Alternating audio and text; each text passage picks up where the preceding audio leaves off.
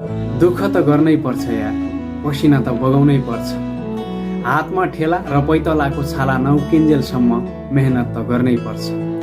जिन्दगी जिउँदै गर्दा कठिनाइहरू आउँछन्। समय र परिस्थिति सँगसँगै बाध्यता र आवश्यकताहरू पनि आउँछन्। बेला बेलामा जिन्दगीले रुवाइरहन्छ, दुःख दिइरहन्छ। भनिन्छ नि, आँखाबाट आँसु नबगाएसम्म प्याज त काटिँदैन भने। यो त एउटा जिन्दगी हो।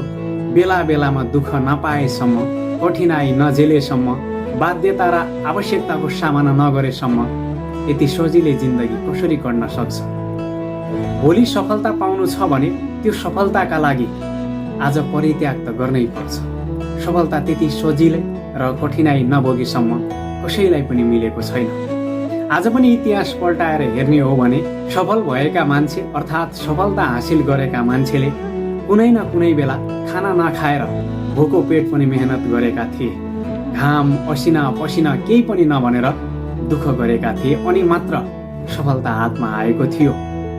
भनिन्छ नि, गलत पासवर्ड हान्दा मोबाइलको लक त खुल्दैन भने गलत तरिकाले काम गर्न थाल्यो भने सफलताको ढोका कसरी खुल्न सक्छ? गलत तरिकाले काम कसैले पनि गर्नु भएन। सही तरिकाले काम गर्नुहोस्। भोलिका दिनमा इन फ्युचरमा तपाईको सफलता अवश्य पनि तय हुनेछ। गन्तव्य तपाईको हो, तय गर्ने तपाईले हो, सफलता तपाईको हो। बिचमा आउने बाधा अडचन र कठिनाइलाई कसरी सामना गर्नुहुन्छ त्यो तपाईको तकदिरमा लेखिएको छ अनि तपाईको हात बजाएर मात्रै अगाडि बढ्ने हो।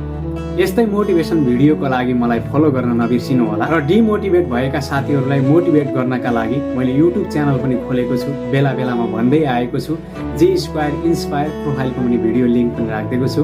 त्यतातिर एकदमै पावरफुल मोटिभेसनल भिडियोहरू आइरहन्छ, त्यस्तै शब्दहरू, ताकि तपाईँलाई केही समयका लागि भए पनि मोटिभेसन मिलोस्। कुनै कामबाट हार मानेको, आफूले देखेका सपनादेखि हार मानेको, यो काम गर्न सक्दिनँ, मैले गर्नै सक्दिनँ जस्ता कुराहरूमा केही जागर र केही हौसला दिने टाइपको भिडियो ल्याउँछु मैले। विशेष गरी एकपटक भिजिट गर्नुहोला अनि हेर्नुहोला, तपाईँका लागि पक्कै पनि केही मोटिभेट हुनेछ। Thank you so much.